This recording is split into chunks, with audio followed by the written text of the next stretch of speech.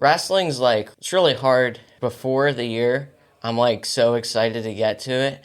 And then like right in the middle, like January to February, I'm like, I just want this to be over, honestly. Like, It's getting hard, but then, like, you gotta realize, like, all your state tournaments, your qualifiers just coming up, so you have to, like, push through that part. But I love CrossFit. CrossFit and wrestling are, like, buddy-buddy.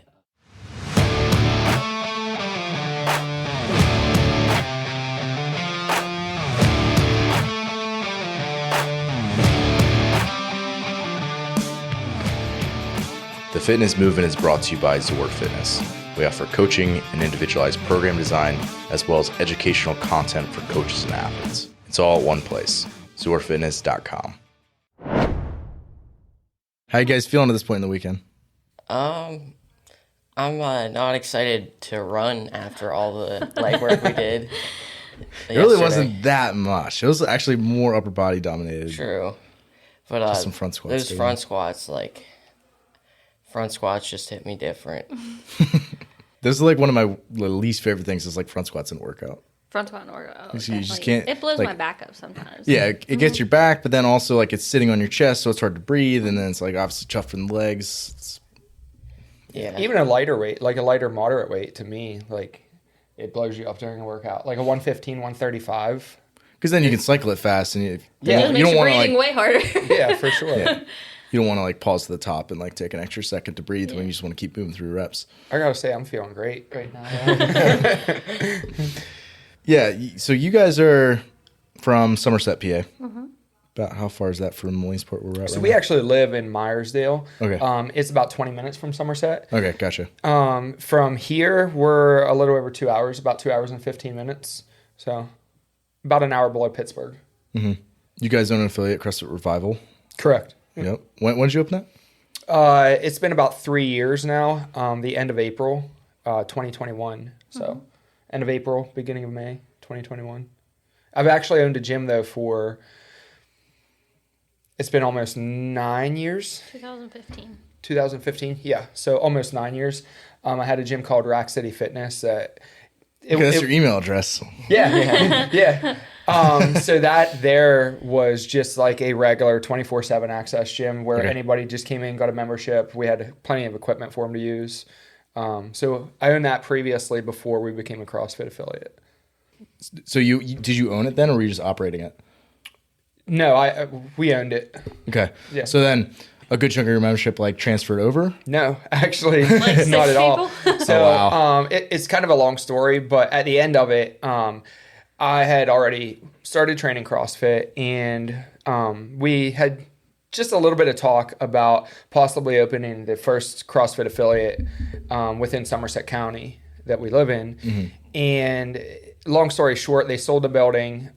It was never offered to us, and we actually found out from another gym member that they sold the building. Oh my gosh. They're like, hey, by the way. Yeah. So it ended up kind of making that decision for us without us actually making the decision to move on. It was time to move on.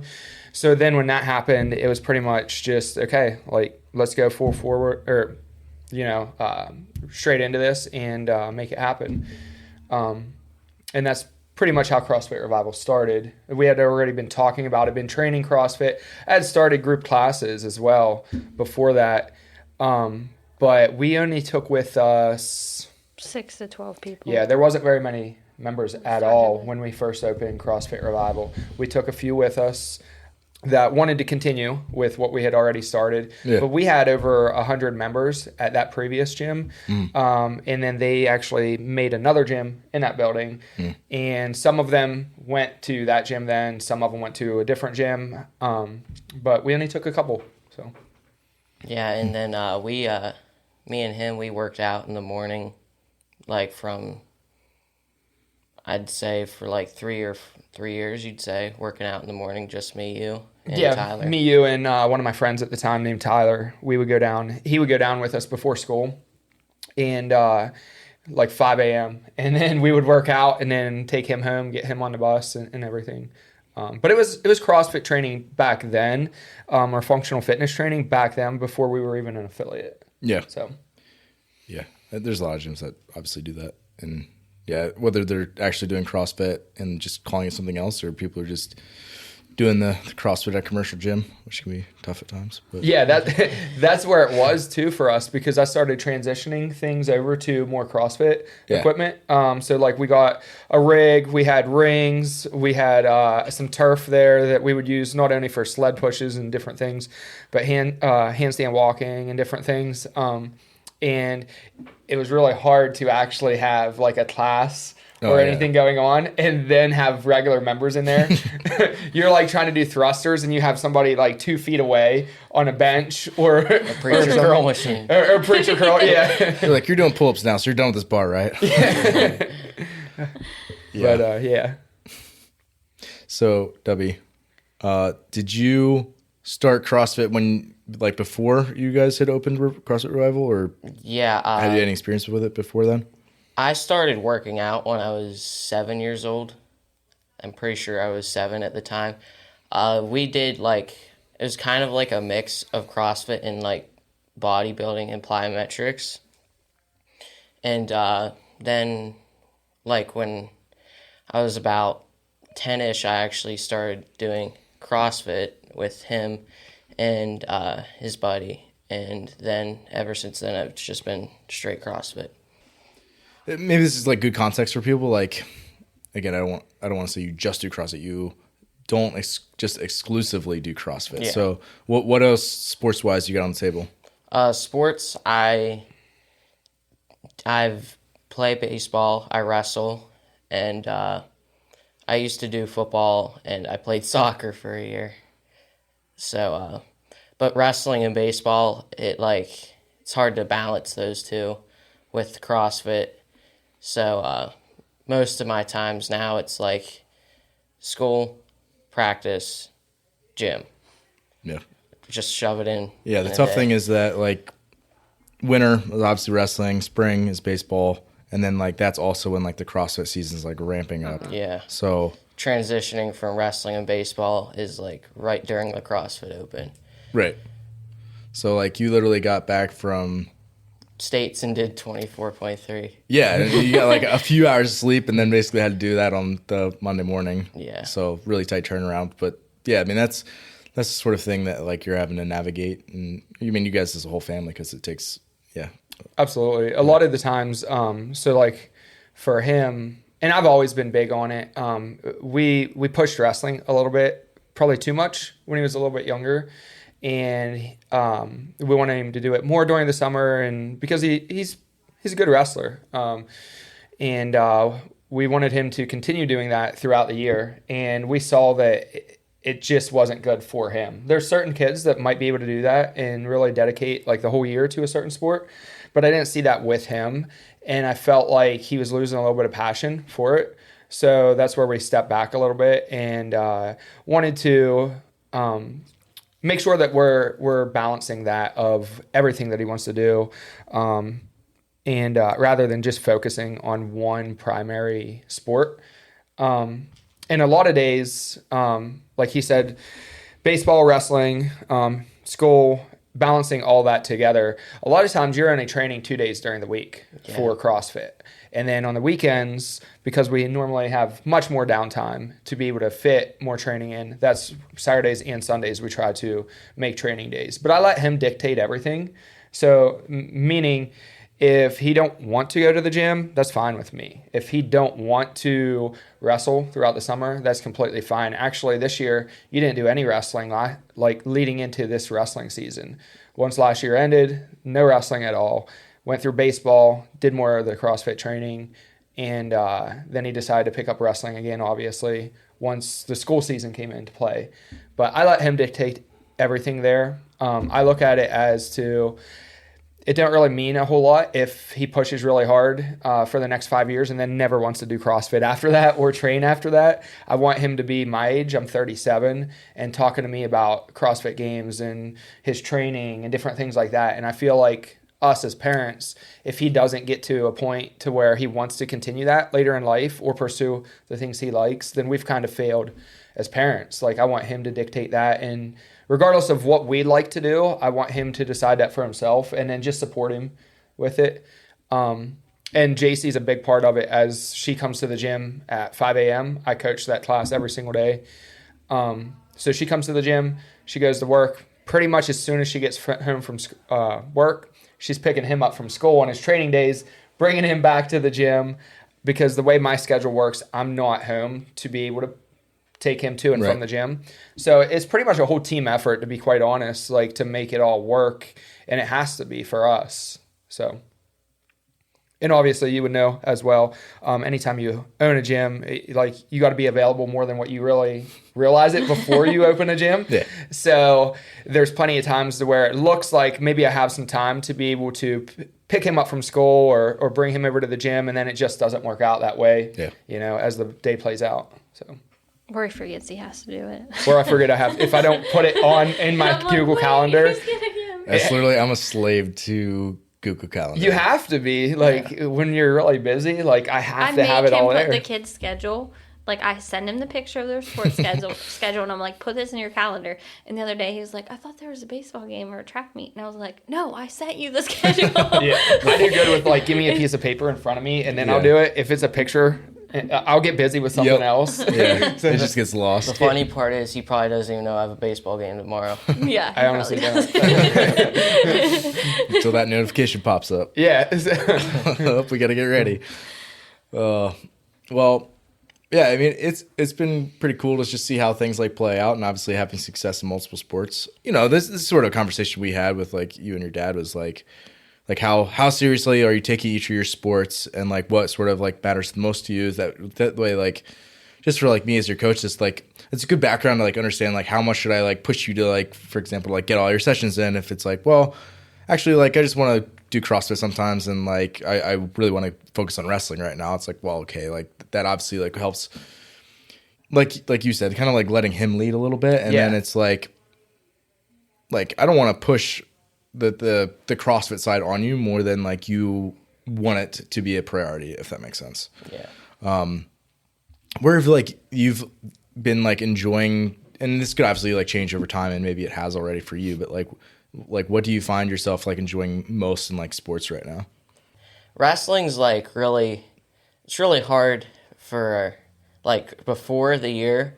I'm so excited to get to it, and then right in that middle, January to February, I'm I just want this to be over, honestly. It's getting hard, but then you gotta realize all your state tournaments, your qualifiers just coming up, so you have to push through that part. But I do CrossFit's I love CrossFit, but it's baseball. Baseball is probably my least favorite, I had to say, but I still love baseball too.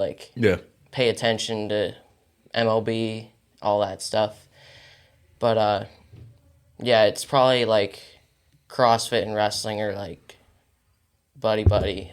Yeah, and that's one of the things, even for me, not to interrupt or anything, but that, as I've said plenty of times, that me and Jaci, I'm more of the talker, but we talk behind the scenes all the time. That's both of us. One of the things we really liked in the first conversation we had with you is, number one, you had a wrestling background, so you know what goes into that sport. Yeah. And number two is your willingness to balance the CrossFit training with baseball season and wrestling season. And kind of as Dubby was saying there, wrestling season, it don't seem like it's that long when you have it on a calendar, but when you're in it... It's long when you're in it day to day. Yes. The January, February thing's usually when his weight is starting to get close. Yes. That's where he breaks down a little bit. He'll be good in the beginning, and then he's starting to grow, and then he's he gets to this point. You got no body fat. It's cold all the time, and you're I don't even feel like going outside today. It's dark all the time. When you start looking though at not only the end of the wrestling season, but then you start looking at, okay, now it's the beginning of the CrossFit season. Mm-hmm. That's where you kind of have to start balancing that. As you were saying, the season's long, so that motivation factor of staying up for the state tournament, the district tournament, the regional tournament, and then also smack dab in the middle of all that, you have the Open, which this year's only his second year actually competing in the Open. He's been doing it for 4 years now. but trying to navigate that. And in all honesty, like, to me as a father, like, it doesn't matter how far he makes it from the open to the quarterfinals to the semifinals, as long as he's pushing himself and doing the best that he can. Like, that's all that I can really ask for. But do I want to see him perform well? Yeah. Yes. So like 24.1 when he didn't meet his expectations, or I try not to have a whole bunch of expectations for him. Just, it is what it is. Yeah. But when you see what he's done previously, like, I do unfortunately have expectations. But one of the things I look at, and maybe even you as a coach, like his coach, is, okay, 24.1 didn't go the way we wanted it to, but then to bounce back, 24.2 went like amazing for him. And to really do good there is how you respond to something that doesn't go your way. Yeah. And to kind of have that short memory, which I think that wrestling has really helped with, a lot. And he hasn't done a lot of in-person CrossFit competitions, but I do think that also is relatable in the sense of, you have a bad event, you kind of got to shake it off, give yourself a couple minutes, and move on. And personally, like, up until the last 18 months, I haven't competed a ton like in-person competitions in CrossFit, and like wasn't really traveling around. I was just did some like local stuff, so it was like very recreational. But like I definitely felt like my CrossFit career or my wrestling career prepared me for CrossFit competition, because it was like, it's very similar in terms of structure, because it's like you warm up, especially like a local competition, because it's like probably smashed into one day. You got like 4 or 5 events, and it's like every hour, 90 minutes, you're doing a new event essentially, and it's like really high stress environment, noisy. It's sort of just like a wrestling tournament, really, absolutely. right? And a lot of the events are like, 5 to 10 minutes, and because they're like tend to be shorter, higher power output stuff. So it's like literally like wrestling. Yep. So it's like, especially the part of like, you guys, as soon as you get done with the match or an event, you gotta like cool down right away, eat a little bit, and then get your body ready to perform again. Yeah, and a lot of people really aren't used to 2 things, like physiologically, like going up and down like that so many times, like the adrenaline just, your hormones are just spiking and dropping the whole time. Whereas like a lot of wrestlers, they'll just like take naps in between their matches, and it's like, He's never been that kid. Even when he was little, he never did. I'm always the kid who's out but there still, either watching. way, like you have to learn how to like calm yourself back down, just like, listen to some music or something relaxing, and like, just, you can't stay hyped up the entire day. Absolutely. Which like a lot of people really fall into that trap, especially CrossFitters who haven't done other, competitions before. So like that's been one of the things that for me was like hugely beneficial, was just like, you don't even think about it, because it's just like what you do for the last, how many years of your life. So it was like, you're completely used to it, and you don't have that like as big of emotional swing. So I think like the physiological side of it's one thing, and then you have the psychological aspect of like, when you walk out there, it's you, and if you lose, it was because it was your fault. Yep. Mm-hmm. And everyone's watching it. And so like, relatively speaking, when you go out on a CrossFit floor, it's like, no one's trying to hurt you. They're just trying to race faster than you. So it's like, it'll hurt, but at least like I'm in control of like myself. Yeah. So it's I always tell people, one of the big differences that I see between wrestling and CrossFit, which there's a lot of similarities. Yeah. As a coach, is that number one, when you go into a CrossFit competition, like let's say that me and you were in a competition, we're competing against each other, but we're really not. Yeah. You can only do so much. So as a coach, like it's actually has been easier for me when I was his coach to coach him for CrossFit rather than wrestling. Because you can stay in your own lane. Yeah. And you know what you're going to do. Nobody's out there trying to stop you from doing anything. Yeah. So I think that for wrestling, our relationship's really grown as far as like me being a dad, me being a coach and whatnot for him. I've stepped back from the coaching role the last couple of years, not done as much of it, but I think that we've really grown in that aspect, and I think that CrossFit has really helped me do that. Number one, because of just personal reasons as far as like when I struggle in a workout or something, whereas before I was as serious about CrossFit or any other type of working out, it's pretty much really easy to tell your kid to do something, but a lot of times you see, and unfortunately it is in the wrestling world. Unfortunately, it is in the wrestling world where a lot of people that can't do those things are trying to force their kid or their athlete to do things. Yeah. Whereas like whenever I'm coaching him for CrossFit or even Jaci, like I'm going through it, so I know what it takes a little bit. Right. And I think that that's helped a lot as well for just the CrossFit side of things. And even just being a more supportive father, to be honest, so. Yeah.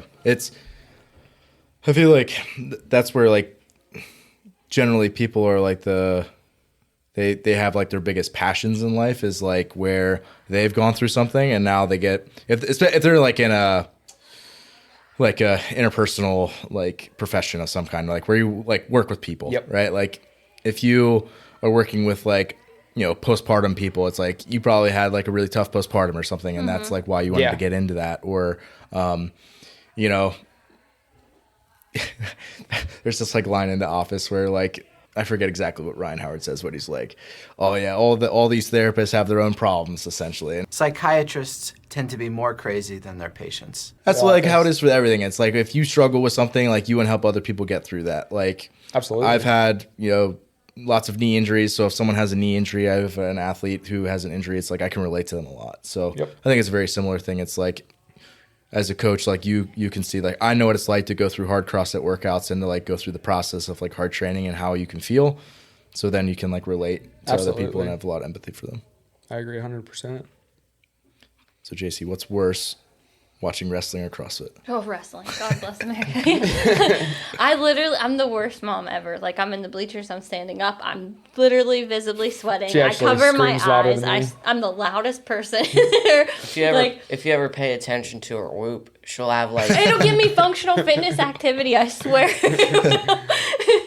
Sometimes 7 minutes of box fitness. And he Actually, doesn't just his make it wrestling match. easier. Like, so his semifinals match at States, he lost 1-0. No, geez. His quarterfinals match, he won 1-0. Like, he don't make it like ever easy. It's to the last 15 seconds of the quarterfinals I watched like this. And That's what I did. the semifinal match, he was in on a takedown as time The last expired. 15 seconds. And Like, it was the whole horrible. match was back and forth.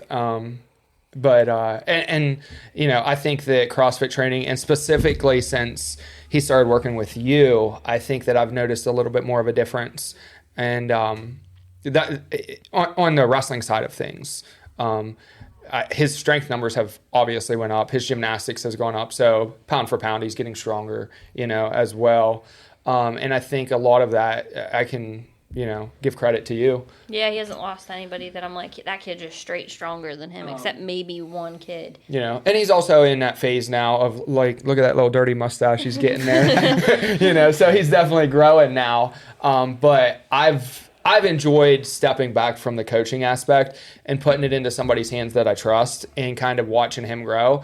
Even though I did get mad at him before Fittest of the Coast, he'll probably tell you, the one workout that had the C2 bike. Yeah. So when he finished, you couldn't have done it any better. Testing it, I told him my advice on it, and he was like, "I can't do that." And I was like, "All right, well, that's what I think you need to do." And then literally a day later, you told him the same thing, and he did it then He when he came up went to me there. and he asked me for my advice. I was like, "Don't ask my advice." I was like, "Ben told you the same thing I told you. That's why we have him as your coach." Yeah.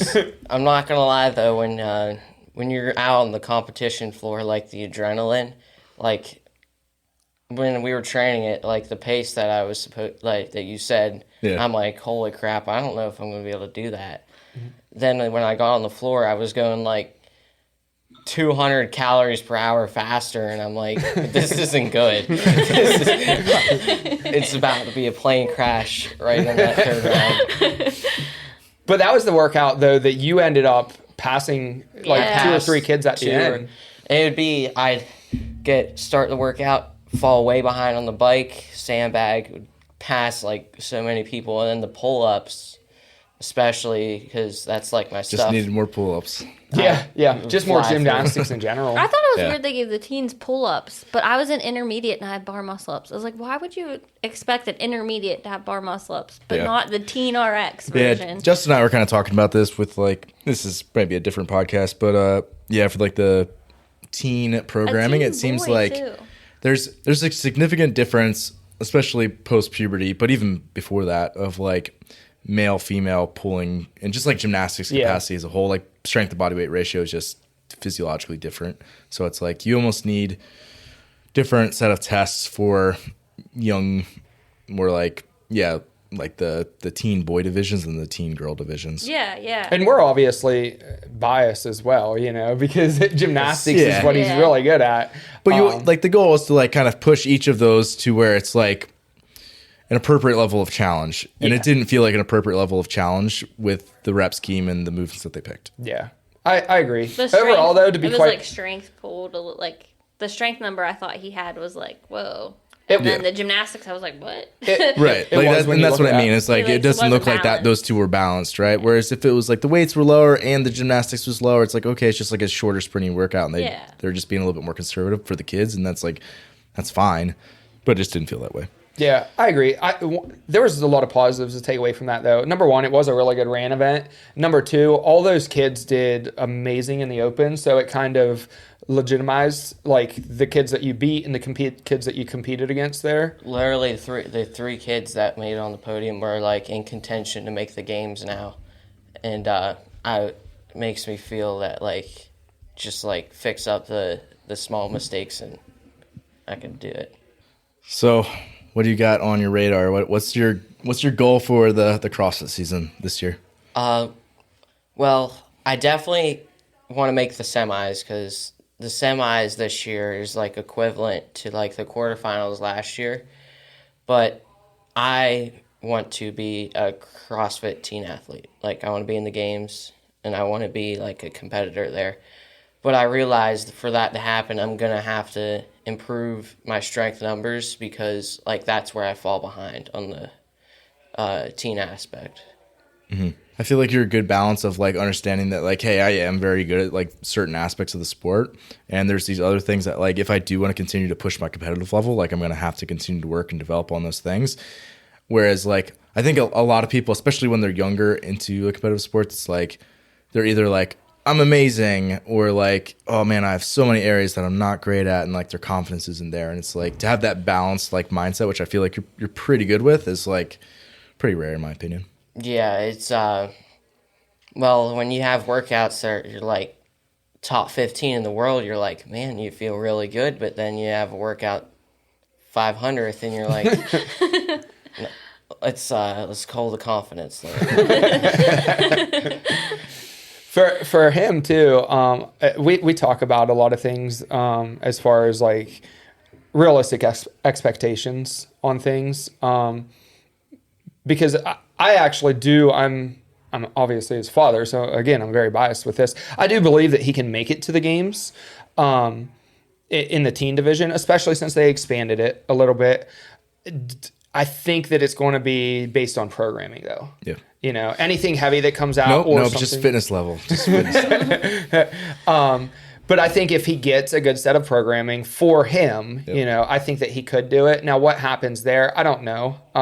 But I also, if he doesn't make it, I think that for him, would I rather see him make it now or, 8 years from now? The answer is 8 years from now. So that's where, again, balancing things. Right. And looking at the long-term picture, and being realistic with where you're at, and you're going to develop more, in your later teens, early 20s, mid-20s, and it seems like males in general develop later. So. Yeah, I think for, again, anybody who's younger in their career that I'm coaching, but especially younger athletes, it's like just not getting like so excited about the thing that's like immediately in front of you that you just kind of like lose like the long-term picture, or just like having like a kid tell you like, oh, these are my goals, and then just like completely taking that and like just pushing them towards that, because then it's like oftentimes you get, like you were saying, in wrestling season, I'm halfway through and I'm kind of done with this. It's like you can very easily get to that point in your CrossFit training if you're just like, oh yeah, we're really pushing you and we're doing like all these metcons all the time, and you're just like, oh, I'm just dragging, I'm tired. And it's like, even if you're in good shape, like that's just not fun. Yeah. And then also like for you, like that's not going to be the things that like set you up for success like 3 to 5 years down the line. Exactly. Another thing that we do, that I do, and this is actually probably a little bit more towards Jaci, but it's still same thing with Dubby, is that a lot of times we sit down and we talk about their goals, and trying to not base your goals on a specific result. I'm really big on, listen, sometimes let's take the open this year for an example. For me personally, this was the worst open that I've ever had. I also am dealing with an ankle injury. I had the flu the first week. Oh, gosh. Now I'm really big on, and they'll tell you, is not making excuses for that. Yeah. Like if you make it to the state championship match and you have the flu, what are you going to do? Forfeit? No, you're going to go out there and you're still going to do what You're going to get out there and you're going to give it to him. But like with Jaci, she fell into the trap that I was in when I first started CrossFit and putting more of your worth into a result. Yeah. And like sometimes somebody's just better than you, and like you've really improved and you've even closed the gap, but the result don't show that. Yep.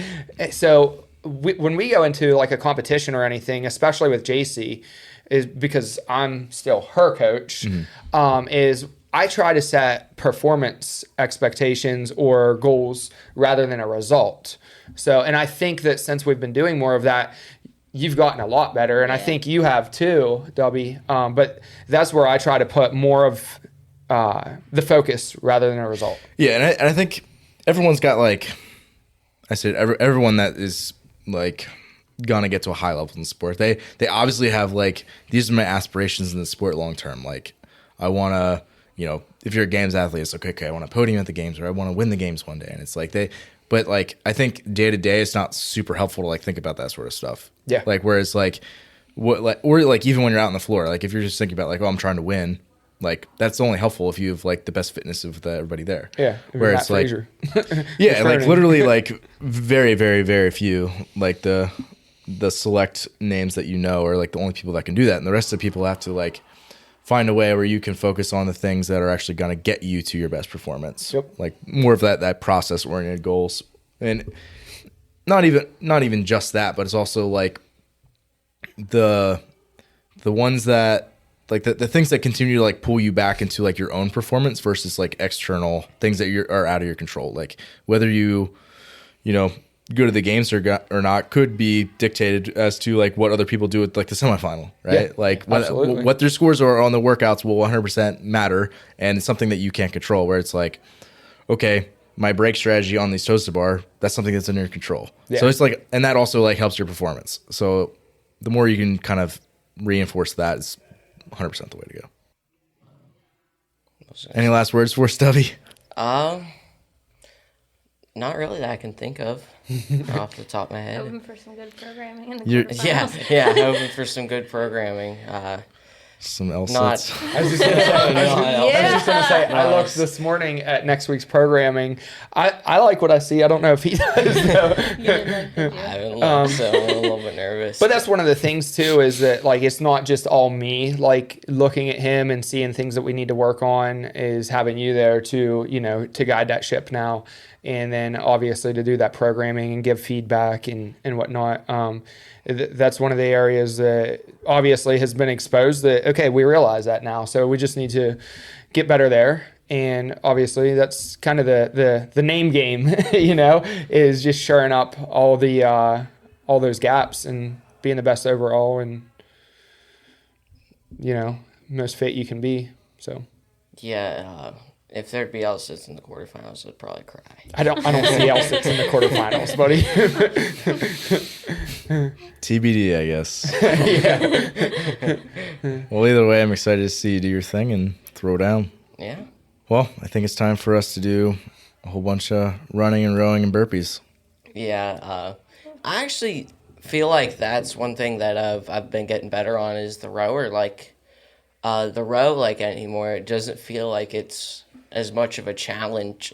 Don't get me wrong, it's still a challenge, but like it's not like I can higher start level to of get through it on quicker, and it's not as taxing, I guess. Yeah, I think sometimes it's just a matter of like building some time on it, get comfortable with it. That and just overall strength too. Or doing some 5K rows. You programmed that when we first started working with you, and he was like, "Oh my goodness, Dad." I was like, "Did you see this?" but the nice thing was, then the Fittest of the Coast qualifier, he had something to go off of there for that first workout. That's one of the main reasons I use that, is because like even more so than 2K, it's like 5K and like the typical like 15-20 minute AMRAP that you're going to see like a rower in CrossFit. It's like that's like the sweet spot for like where you want to be a lot of times in pace. So Absolutely. it's one of the main reasons we use that. Yeah, I've used it for most of my pacing now. Like if the open workout, I went right around my 5K pace, like just to keep it a steady pace the whole workout. Sweet, guys. Well, we got to wrap it up here and go into our next session. Get to it. So thanks for coming on. Yep. Thanks for having us. Yep. Thanks for listening today. If you're someone who just started listening to the show, I would encourage you to subscribe so you can stay up to date. If you're someone who's been listening for a while, I would encourage you to rate and review the show. And lastly, the best thing that you can do to support our work is also the best thing that you can do for your performance. And that is by hiring one of our coaches. Until next time, stay the course.